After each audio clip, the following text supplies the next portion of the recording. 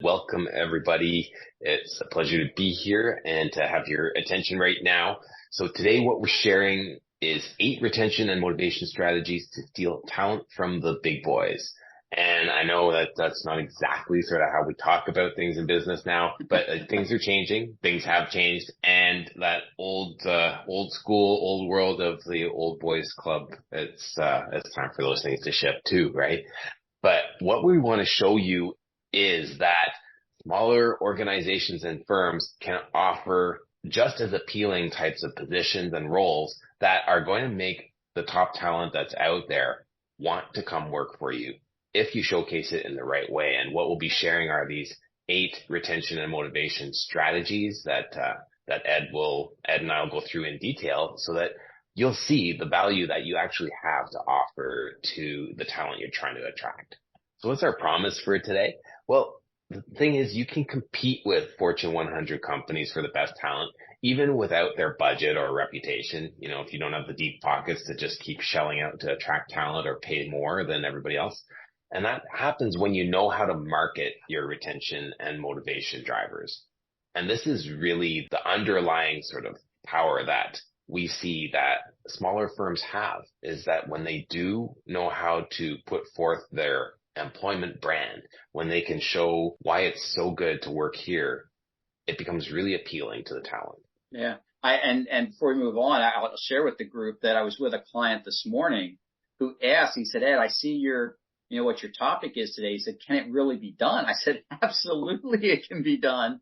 It's all in how we tell the story, right? And for those of you that have been attending our monthly sessions here regularly, we've talked about that. That storytelling is so important. It's what Paul's so darn good at. Yeah, that's the big thing, is that people don't know things if you don't tell them about it, right? But there's a lot of frustrations around talent right now. So this webinar is for you if there have been long-standing openings that leave you wondering if there are any skilled workers out there. And I mean, when I know that with the people we're working with, a lot of the times they're just wondering, like, is there any talent?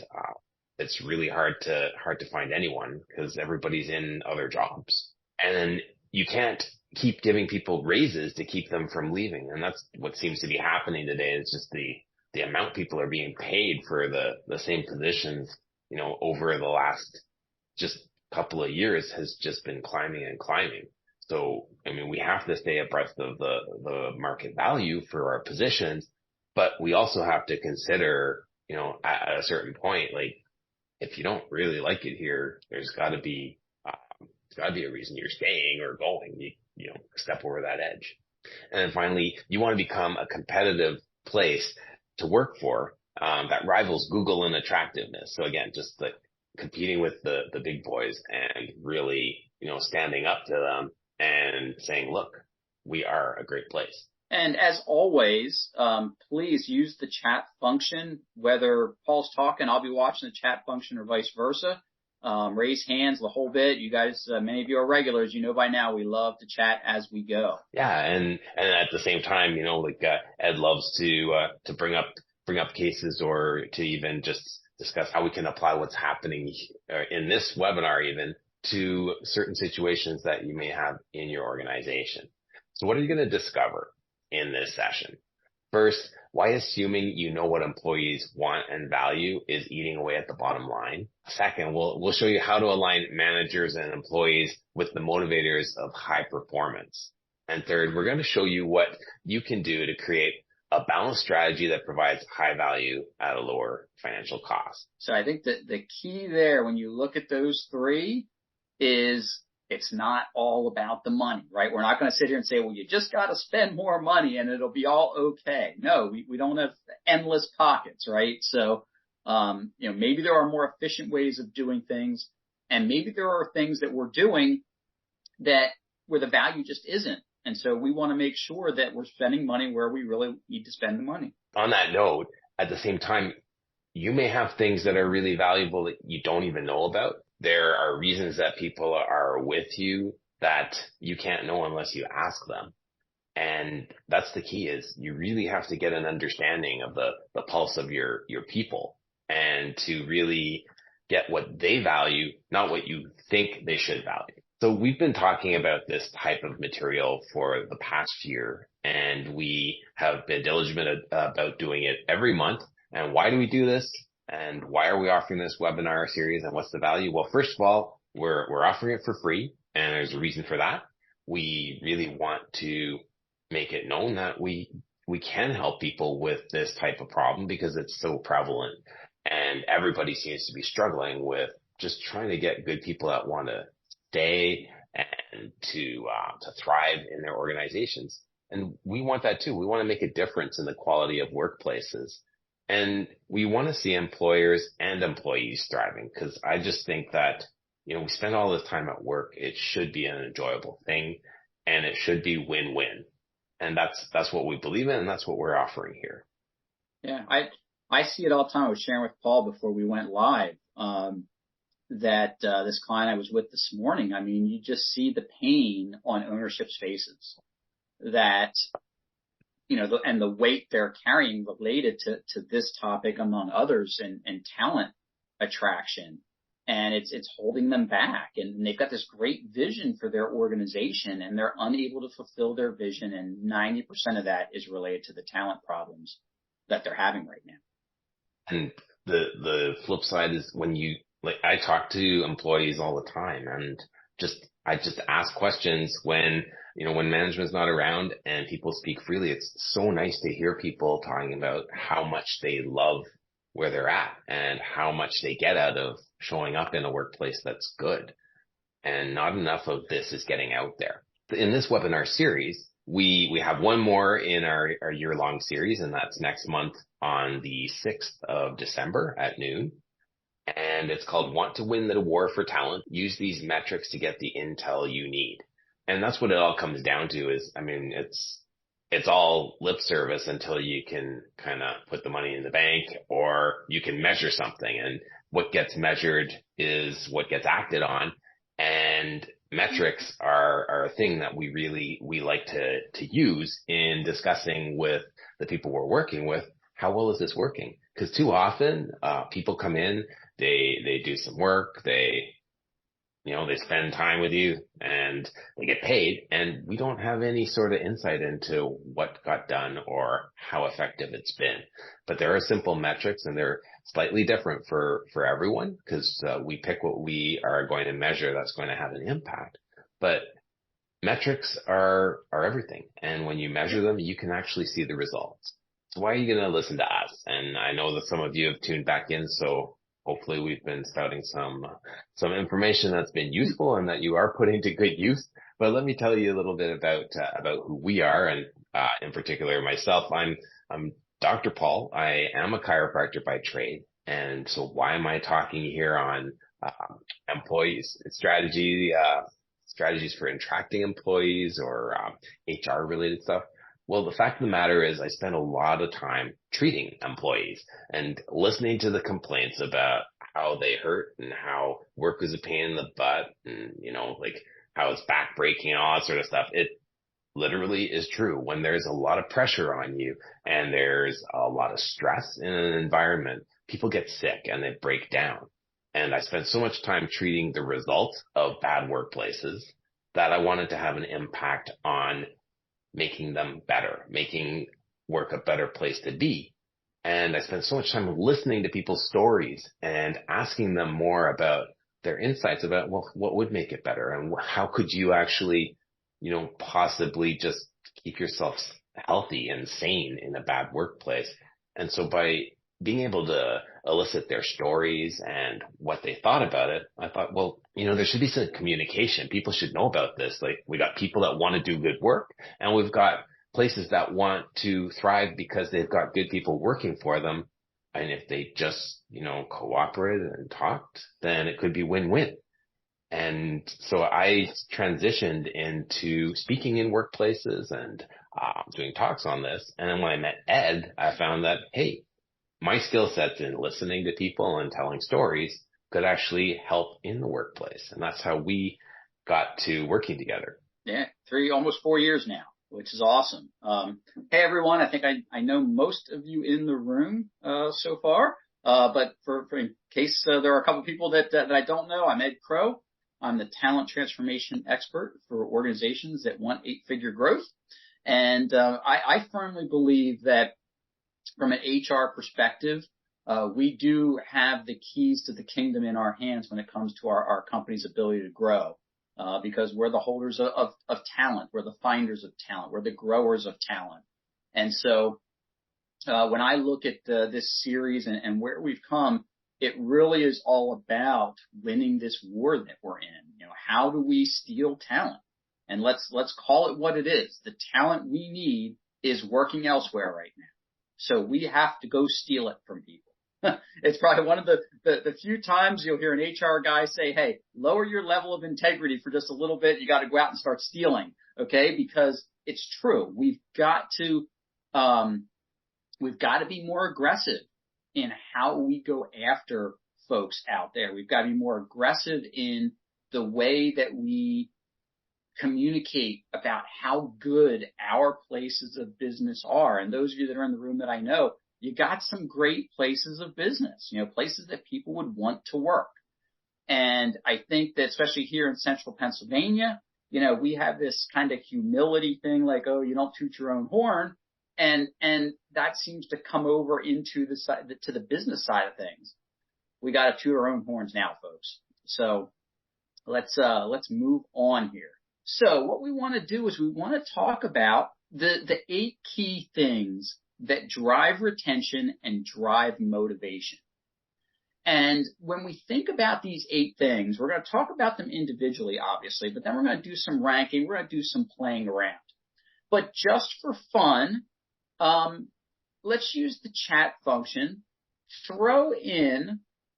Give me a couple of ideas of things that you believe help to retain and motivate people in your workplace currently. Okay, so asking for suggestions and implementing them. Thanks, Pamela. That's always a good one. Tough to motivate people when we never act on anything they say. Melody's time off. Hate community involvement. That's a cool one. Empowerment. Okay. Jalen, a culture of community and feedback. Okay, this is good. I like culture. I've had folks tell me that they don't have a very good culture. That's sometimes something we've got to be honest with. Is our culture where we want it to be? We've talked about culture before, earlier in the year, but certainly it plays into our retention and motivation drivers. Okay, so let's go ahead and move on here. Thank you for those tidbits. So let's talk benefits for a moment. So what comes to mind when you hear the term benefits? Raise your hand or throw it in the chat. What comes to mind when you see that word benefits? Health insurance and vision insurance. Of course, Jalen. Yep, absolutely. Anyone else think of anything different when it comes to benefits? So let me challenge you with this as I look back through the chat here. Okay. So Melody mentioned paid community involvement. To me, that's a benefit. I mean, I was on a board with a gentleman one time. We were on junior achievement together, and his company was supportive of it, but they made him take personal time to come to our board meeting. Now, he was an executive in the organization. He was an exempt employee, and they would make him take a half day to come to an hour and a half meeting. To me, that's just wrong. Like, what kind of message are we sending? And this organization was all about the community. Like, it's why they existed. It was a very strange dynamic. To me, that kind of thing is a benefit. Things that maybe don't have any kind of financial impact. So Melody mentions empowerment, giving feedback, some sort of suggestion type tool. These things are all benefits to the employee working for you. And so it would be a really good homework assignment if I would ask all of you to list out all the things you're doing for your people, whether they involve some level of payment like a health insurance would or something along those lines, or is it just something simple like we bring in a birthday cake for people on their birthday, right? Those are little things that we do that are of benefit to the employee. And you could argue, oh, well, that's part of our culture. Okay, yeah. obviously all 8 of these things that we're going to talk about play off of one another. They're not necessarily standalone. And so what you're going to find is that with these 8 items, you've got to figure out the mix of these 8 that's working for you or that would work for you. So for instance, I don't think we have any not-for-profits in here right now, but oftentimes in the not-for-profit world, you will see them offering a higher level of benefit than comp because they can't compete on the comp front. Okay, so people will typically go to an organization that's not-for-profit because first, they believe in the mission, and second, they recognize, okay, I'm taking a bit of a pay cut to do this, but I know that maybe I'm going to get the best benefits money can buy, or it's the work environment, or I'm giving up something, right, in order to be part of this mission that this place has. And so look at each of these as a standalone as we talk about them, but then also think about how they interplay inside your organization, because that's where the magic sauce is, right? It's like any good recipe. You don't put equal amounts of sugar, salt, baking soda, cocoa into your cookies, right? There's a ratio. And Paul, he's like a master chef too. He's a man of many hats. And so he knows all about the importance of recipes. And so this recipe, we're giving you all the ingredients there's 8 ingredients that we're talking about.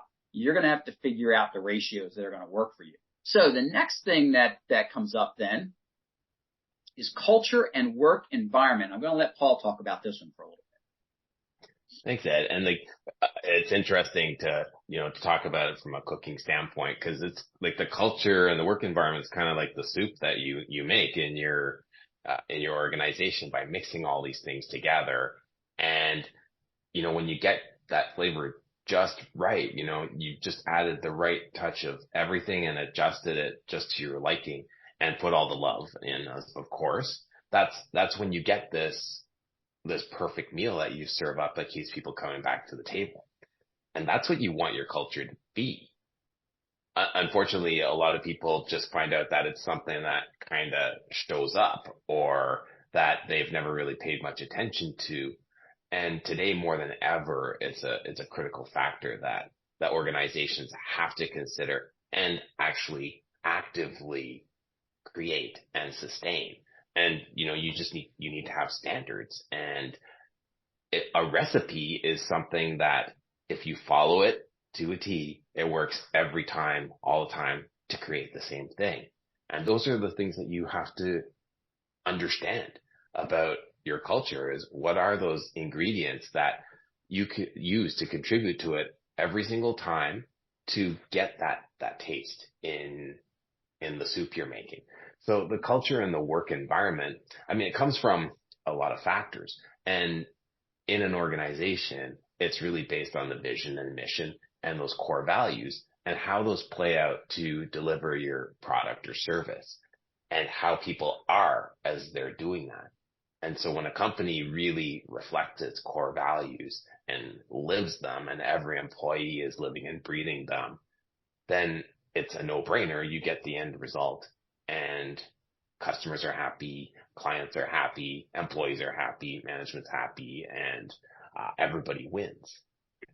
Now, this is something that oftentimes, because people are so motivated right now by looking for where they can get the most pay or who's offering the best benefits or whatever, oftentimes gets overlooked, and people take a big hit because they're just going for the biggest payoff and they're not contributing to the culture, and they're jumping from place to place. So it's been really damaging lately, and companies have had trouble keeping that, just really maintaining that really healthy culture that's attractive. And what we're saying here is that should be the place to start and where you should be focusing. And the benefits, the cash, what you're paid, whether the health insurance includes this or that and how much you get for it, those are kind of the baseline. That's what people are comparing. But your differentiator is really the work culture and all the benefits that Ed was showing that you could actually be offering that are non-monetary, but a factor of what you believe in and how you support your employees to really carry out your value, your core values, and display them, and what you allow them to have the freedom to say act on or make decisions in because of your core values, and how you empower them to behave around them. So that's really where culture fits into this mix. And a lot of the time, we're not talking about it at all, not to our employees, not to the people we're trying to attract, the candidates out there, and not amongst management or the leadership itself. This is an area where when you pay attention to it and you start talking about it, it starts to really simmer and really blend those flavors together and create a really rich and deep sort of flavorful thing that everybody wants a part of. And what I've discovered through working with the organizations that Ed and I've been working with is that just the mere fact of investigating what culture is and asking people about it starts building it. You know, when people start talking about, what is good here? And when I ask focus groups, or when I ask people one-on-one, well, what do you like about this place? And what do you get to do? And how does that look? And they start describing how it plays out, what's actually happening in an organization, the things that they like, or the things that they think that they get from being there. It strengthens in the employee telling the story, what they believe in, and they become more connected to the organization. And it also gives us really good material to tell to people that are possibly looking at this as a workplace. It gives us stuff to sell them that this is a great place to work.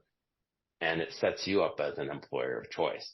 So this is what culture and work environment has to offer. And it's a lot more than you have it, than you think you have at first glance. So it takes some investigation to really discover what those benefits that Ed was talking about beyond financial, what they are, and then being able to write bullet points about what they are so that they look like, wow, that's something I get, versus something that just happens by accident. So then the easy one is financial comp, right? We know where we stand with that. Hopefully you know where you're at against the market. Are you leading the market because you want to be the highest paid? You know, are you lagging the market? Where are you? And this one, I say it's the easiest one, not because it's easy to keep up with the market and know everything that's going on, but it's the easiest thing. You know, we put a job ad out there and we say, okay, in return for you being a project estimator, we're going to pay you $50,000 a year, right? And then people make the decision as to whether or not they want to do that job for $50,000 a year. However, again, where the comp comes in is everything else that we're going to talk about. So, you know, a lot of times when Paul and I start working with someone and we look at their job postings, you know, what do you typically see? Oh, as a project manager, you will do X, Y, and Z. Okay, well, if I'm a project manager and I'm skilled in it, I know that that's what I'm going to be doing. You probably don't have to tell me. Okay, and then it'll say something like, we offer healthcare, vision, dental, 401k. Okay, great, like everybody's doing, right? So when we look at these things, it's not that they're not important. I'm not trying to send that message. It's just that these are the expected things. Comp and benefits expected. So we want to make sure that we have a logic behind why we're paying what we're paying and how that money gets a return on that investment. I'm a big believer that when I give you a raise, I'm saying to you, you are valuable to me. You drove results for me. Therefore, you are worth more to me now than you were last year. And the point at which you stop driving more return, we have to ask ourselves, should the person get more money? Now, typically someone will throw something at me and say, but Ed, look at what's going on in the market. If I don't give them more money, someone else is going to take them. Okay, I get that. Then you come back and you have to ask yourself, is that person driving value at the rate of pay I'm giving them? And if the answer is no, then let's let them go be someone else's problem. Okay? And I know it's easy to say when we're, when I'm not the one that's short talent. Okay. I understand that. But again, I'm making that example because I just want to get you thinking about the interplay of all of these things. Okay, Paul, you want to take growth and earning potential? Thanks, Ed. That is one of the big factors that keeps people, especially in the younger generations, moving around. And as we know, the tenure in any one role for people now has decreased significantly. I mean, when we find people that have been around 3-5 years now, that's starting to be long term. And, 10 years for, say, a millennial, it's like, wow, like, how do you do that? So growth and earning potential is something that they're seeking. And in a lot of ways today, the younger generations are looking to develop and find themselves, but they want to do that at work. It used to be okay to be like, okay, yeah, but here's work and you come here and you do what you do for us, and all that other stuff, it's on your own time. Like, do it, unpaid, like when you're not here, and check it at the door when you get here. But today we have to understand these generations and what they want and need, because that's what's out there, right? We don't really have a different pool to fish in. They're just what's coming in, and more of them are coming. So we have to actually look to offer what their needs are and support them. And growth is a big one for them. And a lot of times we think, well, it's going to have to be like, can I climb the ladder and make more money? And of course, that's a consideration. In a lot of ways, they want to know, what are you doing here in the community? What are you doing for the environment? What are you doing because you exist as a company? And now social justice is one of the bigger concerns for the millennials and Generation Z. They want to know that your company stands for something and does things in an ethical manner, or does things for the good of the community, and they want to hear about it. And that's how they make decisions. So if we're doing something really good in the community locally, and in a lot of cases with smaller organizations, they are, because they started up from someone in the community who cares about it and wanted to make a difference by starting a business.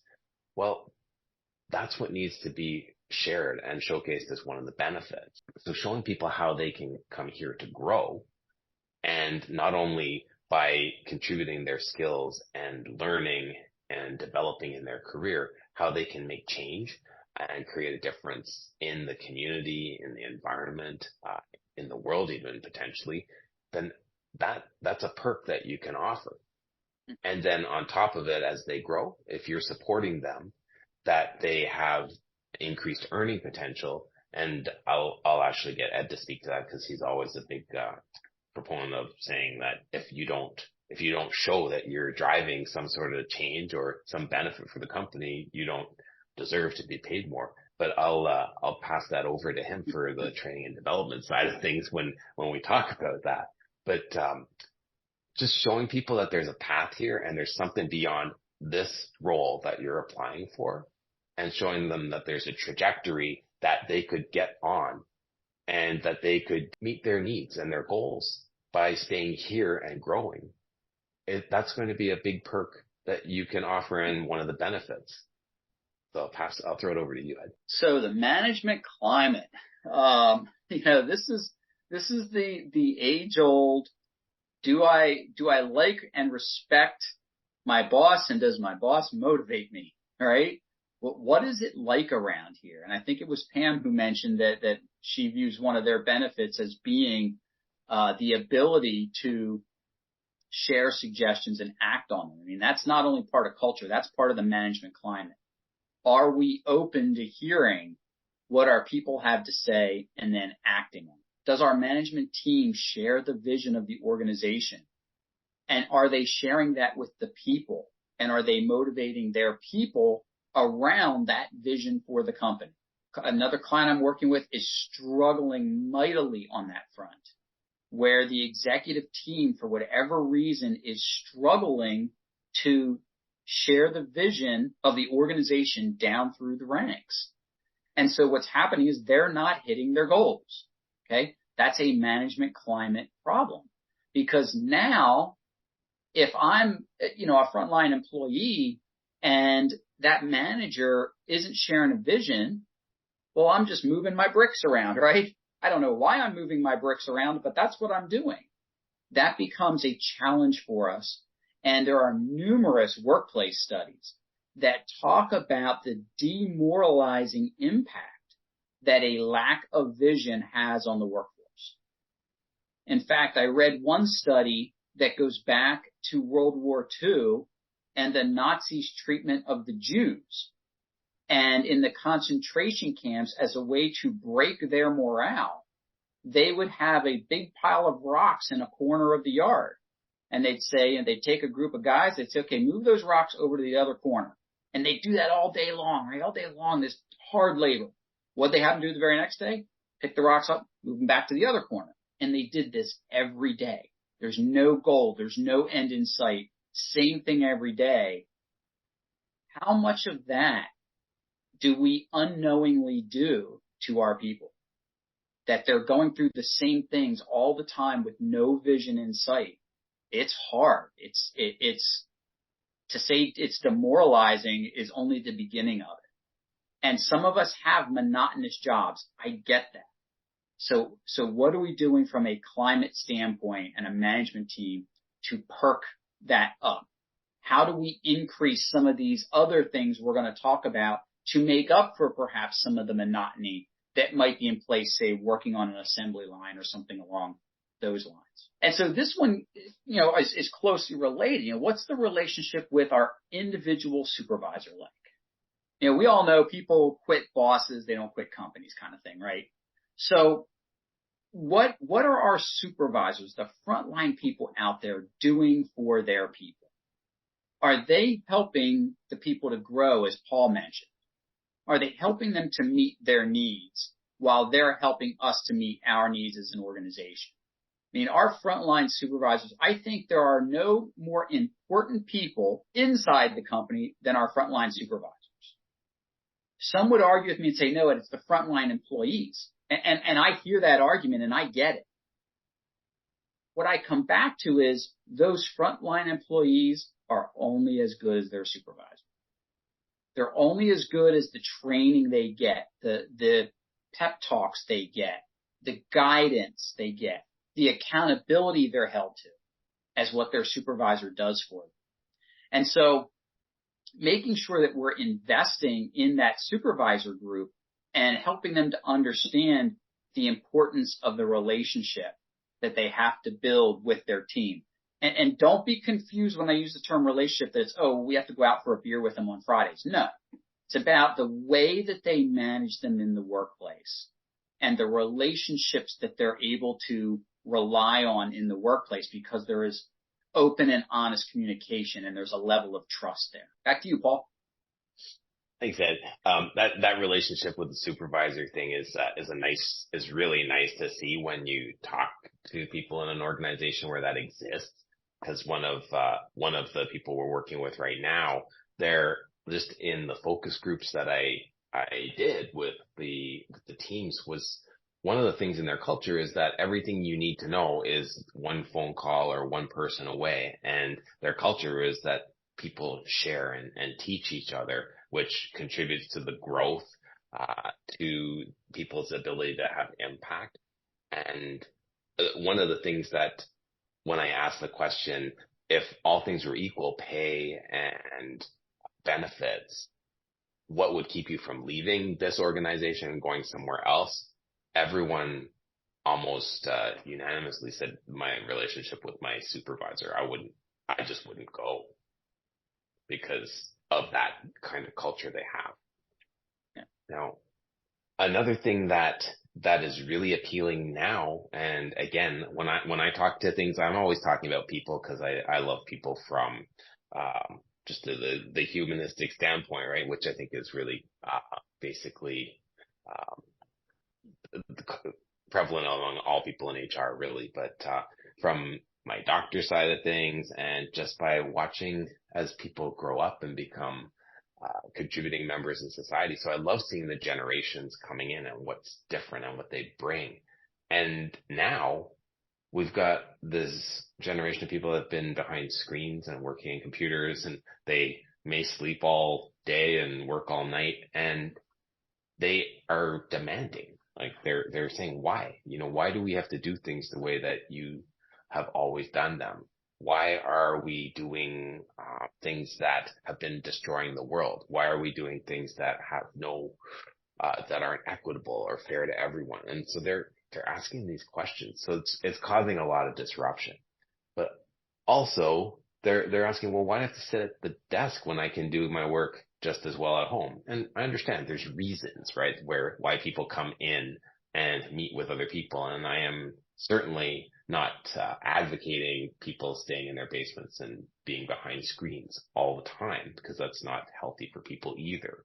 So we certainly do have to mentor and show people, hey, there are things that are healthy about socializing and coming together. But being aware that people have differing points of view, differing needs, different things that they need to support within their family, that flexibility not only can be a perk to the employee, but it's also something that can be of benefit to the employer, because you may find that there are people out there that you otherwise would not have considered as employable and an asset to your organization, because opening your mind to more flexible ways of working could provide someone who's just what you need.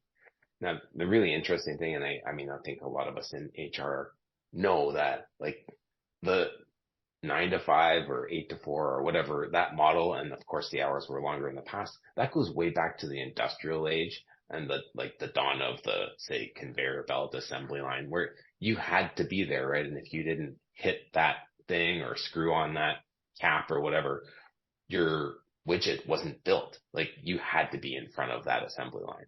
And so it's an industrial age thing. And our whole culture revolves around it. School is an industrial age sort of concept, right?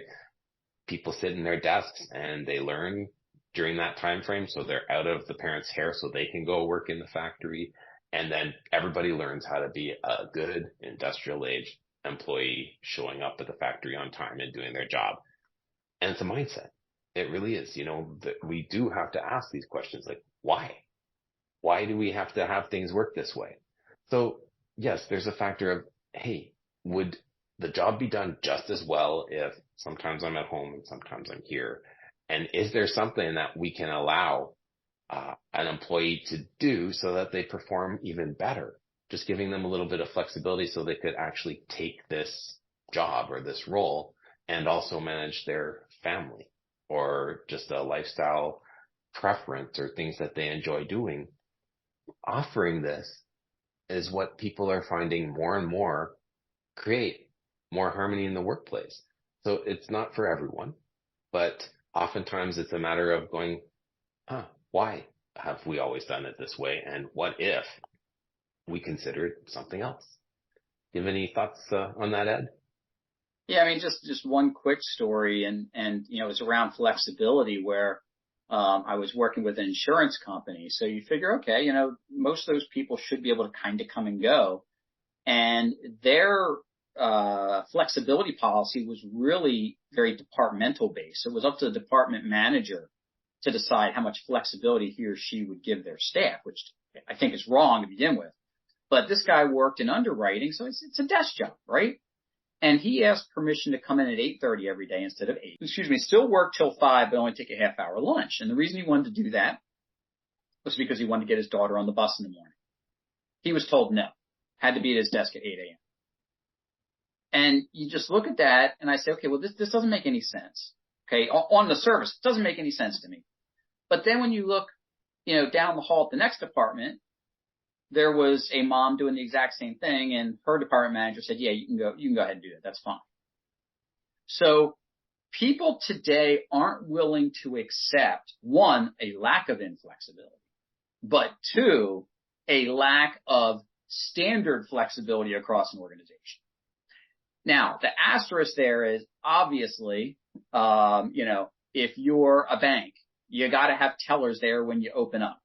If you've got a receptionist, that person's got to be at the desk when you open up. If you got the factory, they got to be online. Okay, so there are jobs that have asterisks, okay? But I indicate jobs. just because every organization has a job that has the asterisk that says, yeah, we can't flex on start and end times, doesn't mean the whole organization should be told, no, you can't flex because one job can't. And people will tell me all the time, well, Ed, that's just not our culture to make exceptions. Okay, that's fine. You're going to hurt your opportunity to recruit good talent because of that rigid approach. So the last thing then from a retention and motivation driver piece is our training and development program. As Paul mentioned earlier with the growth potential, today's younger generations are demanding skill improvement. And so we've got to decide, knowing that maybe they're only going to be with us 3 to 5 years, can we invest in them, and how much should we invest in them to get a return while they're going to be with us? Because the age-old idea of, well, I'm not going to train them and then they stay is certainly a reality. And now we're stuck with them. And they can't go anywhere else because they haven't been trained, so now they stay with us and they're untrained. So training and development is most definitely a retention piece, and it definitely motivates people if they know that you're giving them the skills to succeed, and those skills will allow them to move up the pay ladder, get a promotion, attain a personal goal, what have you. Very, very critical in the entire batch that we're looking at here. So when you look at these 8 things, here's what I'd like you to do. You don't have to rank all of them.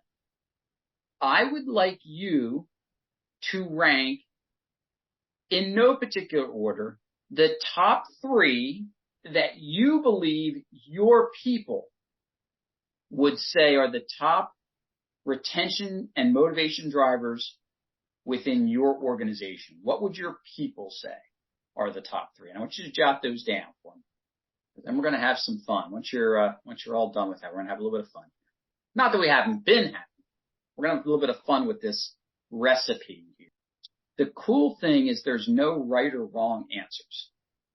And oftentimes I've presented this in sessions, and someone will say, well, Ed, how do I know what my people want? And I just want to smack my forehead. I'm like, did you ask them? Did you ever ask what they want? It could be a good exercise for you to give this list to some focus groups and say, hey, what's important around here? Because it's going to change from time to time. Okay, so everyone should have their 3 down, again, in no particular order. And so when we think about which are most important, again, there's no magic sauce here. I'm not going to come back to you and say, oh, here's the order they should be in. No, because every organization is different, and these things will change based on the environment. So right now, I'd be willing to bet if you asked your people, they're going to say financial comp is very important because of what's going on with inflation. Okay. But you might also, if you asked a bunch of your more senior employees, they might say, oh, it's benefits. Like I'm happy with where I'm at with my comp, but benefits at my age are really important. So you might find that there are subsets within your organization that are going to change some of these things for you. So I found a study that looked at these 8 drivers. And here is what came back. They looked at 1,000 different organizations, thousands and thousands of people, and they asked the management team to go ahead and rank which ones were important for them. Now, again, I want to be very clear. This list is not the right answer. It's just the answer to the survey. Okay, that's it. But I am curious to know if any of you have anything in the top 3. So go ahead and throw that in the chat here. Do any of you say that climate, your supervisor, or culture are in your top 3 as well? Okay, Jalen's got culture in his top 3 of this group, okay. Melody's got the supervisor, okay, perfect. Culture from Pam, okay. So again, this is not right or wrong. I was curious to see where the overlap is. Here's where the right or wrong comes in. This same study asked employees of these exact same companies to rank the retention and motivation drivers. Here's what they said. Go ahead and take a look at this list. Give you a minute to digest this. And then I will ask you, what is wrong with this scenario? Yeah, I mean, I Yeah, think there you are. that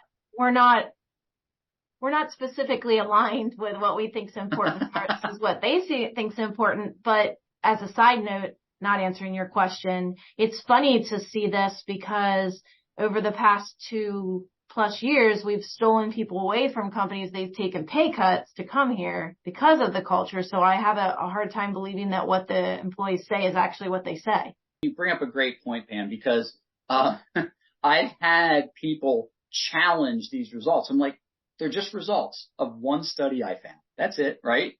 The message here is not so much the order.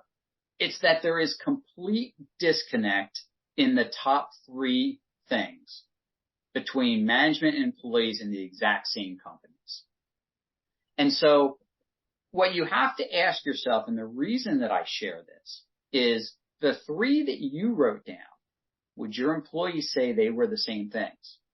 Right? It's what you think they believe, but would they say the same thing? If we don't ask them, we'll never know. And we'll continue to spend money on things that may not be of that level of importance to them. So to Pamela's point, in her organization, culture sounds like it's going to be in the top 3. Excellent. In these organizations, it just wasn't at this point in time. And that's fine. Okay. So the moral of this story here is we've got to make sure that we are on the same page with our people.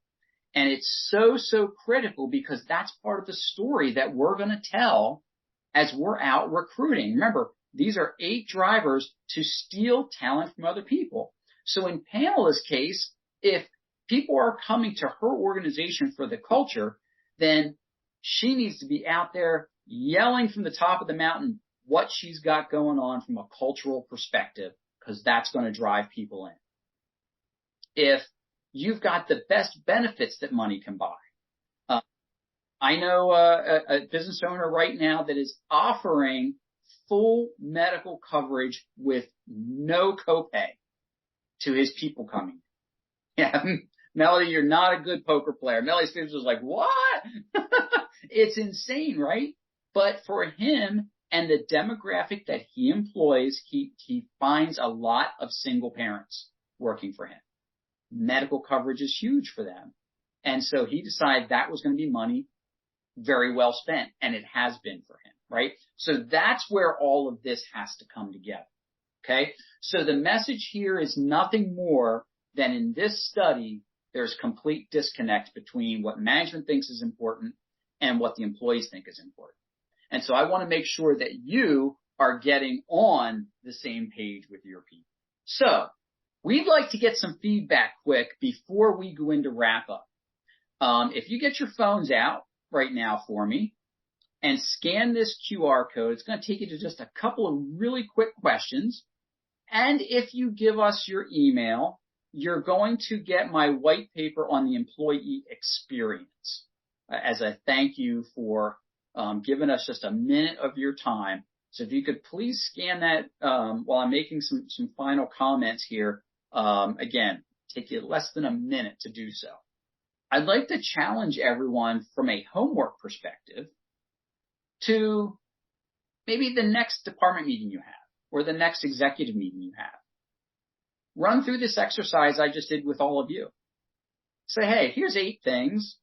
Give me your top 3. What do you think is important around here? It might be real educational for you to do that. And maybe if you have occasion to start asking some employees to see if they're on the same page or not.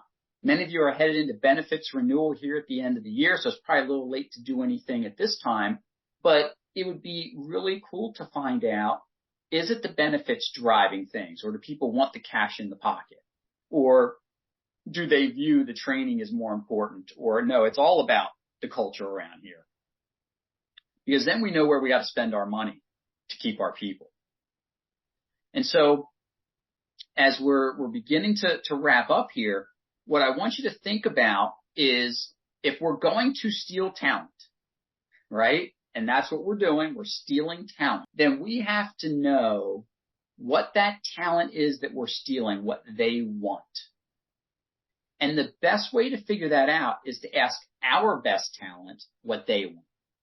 Because we're going to make the assumption that the people that we've got working for us now that are really, really good are going to want the same things or very similar things as people who may look at us who are really, really good.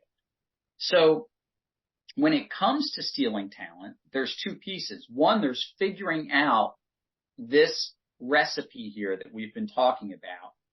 And then it's going to the mountaintop and shouting that you've got the best brownies around, right? Because you're using the best recipe and the highest grade chocolate and pure cane sugar and all these other things, right? That what you're putting into your employment mix are all the best ingredients. You're not going middle of the road or bargain basement, found it on the going out of date shelf kind of ingredients, right? So Paul, with that, I'd like to give you the opportunity to wrap up with your thoughts, and then we'll be wrapped up for the afternoon. Yeah, I think what you're broadcasting about your company or organization, it can't come without talking to the employees. Like you have to get that voice, and a lot of times it's surprising. Sometimes it's surprising that it validates something that you wanted to be true, and sometimes it's surprising that it's just something that you had no idea that you were doing well. But you have to get it out of people, and it has to be authentic and true. And when you get people talking like this, it's also good to get people sharing like that. And you'll see even like on big company websites, like the big banks or Walmart or something, they'll just have the videos like people did with their phone, and there's just somebody standing in front of a door talking about what it's like to be here and why they like it. And that real and raw kind of stuff where there's real people saying it's really good here. That's stuff that needs to be out on your site and in your careers section. So sharing right from a grassroots level in your company, that's going to make a big difference. Yeah, couldn't agree more. We're right at the top of the hour, folks. So if there are any questions, I think we might have a minute or so. I'll open up the chat, or you can unmute if there's something you'd like further clarified. I'll give a minute for that to happen here. I've seen lots of note taking today, so that's always refreshing. Okay, so if you think of anything, Paul and I are always obviously willing to have a chat. Drop us a line. We're happy to hop on a call and answer questions about the webinar for you. Don't forget about next month. It's the final in the series for this year. We are going to reboot a new series for next year. But the one on metrics is going to be a good one. Because everything we've talked about, it comes down to, can we measure the impacts of all the things we've been talking about all year? So you're not going to want to miss that one. I can't believe I'm saying this, but when we see you again, we will have passed Thanksgiving already. Although Paul up north, he had his back in October, so it's already past his Thanksgiving. But everyone, enjoy your Thanksgiving, and we'll see you the first week in December. Thanks so much.